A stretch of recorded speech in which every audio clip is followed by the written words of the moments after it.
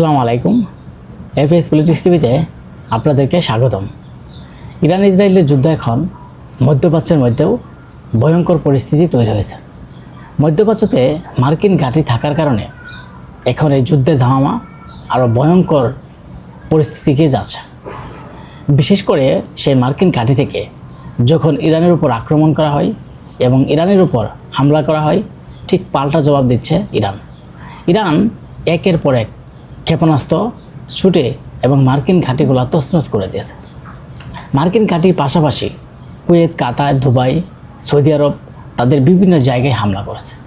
বিশেষ করে তাদের তেলের যেই খনি সেখানে এবং তাদের বিমানবন্দরে, তাদের আরও যে মেন জায়গায়, বিশেষ করে সৌদি আরবের জেদ্দায়, সৌদি আরবের কুয়েতের বিমানবন্দরে, এগুলো মেন জায়গায় নির্দিষ্ট জায়গা লক্ষ্য করে তারা একের পর এক ক্ষেপণাস্ত্র হামলা করছে ইরান। একদিনে 22টি ক্ষেপণাস্ত্র এবং 47টি ড্রোন দিয়ে হামলা চালাচ্ছে ইরান। এর কয়েকটি কারণ আছে। ইরান থেকে অনেক আগে একটা বার্তা দিয়েছিল আরব আমিরাতের দেশগুলোর কাছে।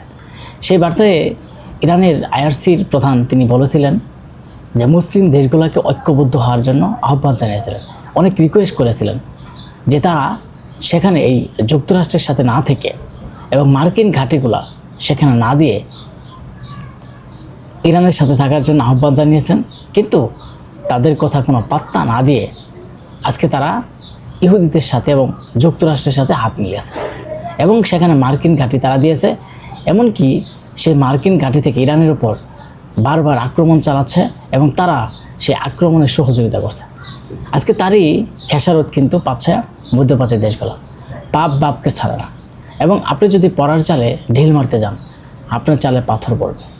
সুখে খাইতে ভূতে কিলা, এইটা হচ্ছে আমাদের বাংলায় প্রবাদ বলে।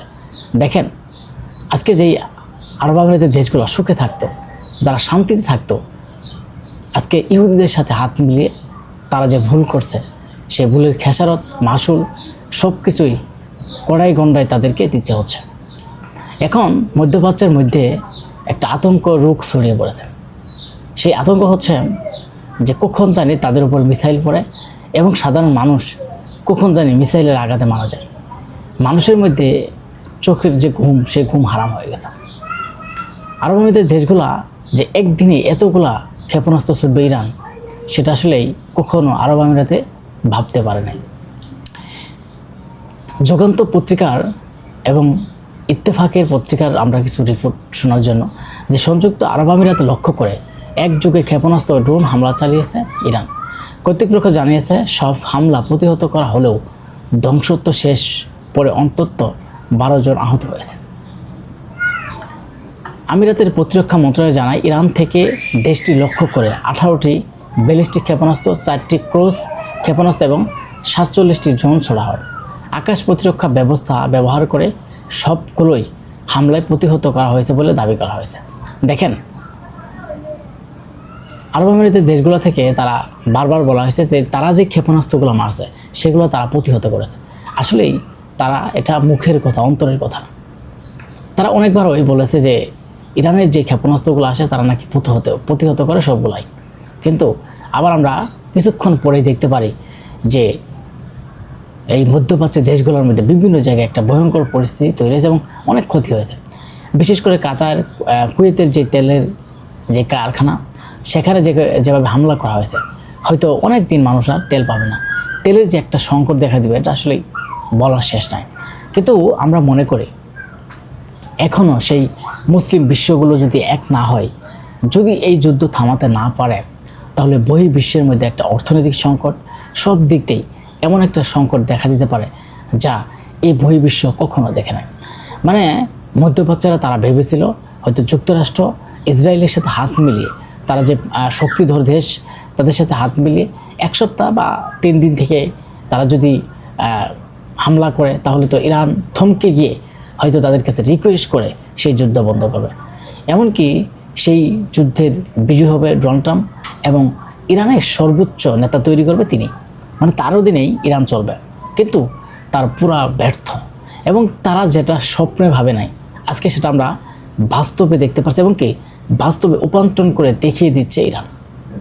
তারা ভেবেছিল ইরানের সেই সক্ষমতা নাই, ইরানের অর্থনৈতিক সংকট দিকে পড়বে, ইরানের হরমুজ প্রণালীর ক্ষারক দ্বীপ যুক্তরাষ্ট্র দখল করে ফেলবে, ইরানের সব কিছুই ধ্বংস হয়ে যাবে, মানে ইরান যদি ডোনাল্ড ট্রাম্পের কথা না শোনে। কিন্তু আসলে এখনও পর্যন্ত ডোনাল্ড ট্রাম্পকে পাত্তাই দিচ্ছে না ইরান। কয়েকদিন আগে ডোনাল্ড ট্রাম্প 15টি দফা দিয়েছিল ইরানকে, যে 15 দফা ইরান যদি মানে তাহলে হয়তো যুদ্ধ বন্ধ হবে। কিন্তু না, পুরা পাল্টা জবাব দিয়েছে ইরান। ইরান বলেছে যে তাদের আরও 5টি দফা দিয়েছে, 5টি দফা তাদের মানতে হবে, কারণ 15 দফা প্রত্যাখ্যান করে তারা নতুন করে 5টি দফা দিয়েছে। যে 5টি দফা যদি না মানে তাহলে হয়তো যুদ্ধ তারা বন্ধ করবে না, এবং এই 5টি দফা যদি মানে তাহলে হয়তো তারা যুদ্ধ বন্ধ করার জন্য চিন্তা ভাবনা করবে এবং কি যুদ্ধ বন্ধ করবে, এরকমই কিন্তু হুঁশিয়ারি দিয়েছে। ইরান থেকে গতকাল একটা বার্তা দিয়েছে, সেই বার্তা হচ্ছে যে ইরান অনেক দিন যুদ্ধ করতে পারবে, শুধু 6 মাস না, আরও অনেক দিন যুদ্ধ করতে পারবে, এবং তাদের যে অস্ত্রপাতিগুলো আছে সেটা এখনও অক্ষত অবস্থায় আছে। যে অস্ত্রের এতটাই অস্ত্র আছে যা কখনো বলা যাবে না, মানে তাদের ওখানে অস্ত্রের কারখানা একটা কথা বলা যায়, মানে এত পরিমাণ অস্ত্র আছে।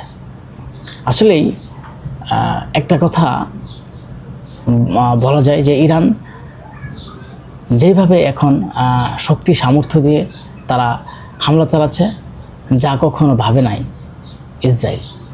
ইসরায়েল এখন দিশেহারা হয়ে যাচ্ছে, এবং মধ্যপ্রাচ্যের দেশগুলোও কিন্তু তাদের এই ক্ষেপণাস্ত্রের কারণে দিশেহারা হয়ে যাচ্ছে।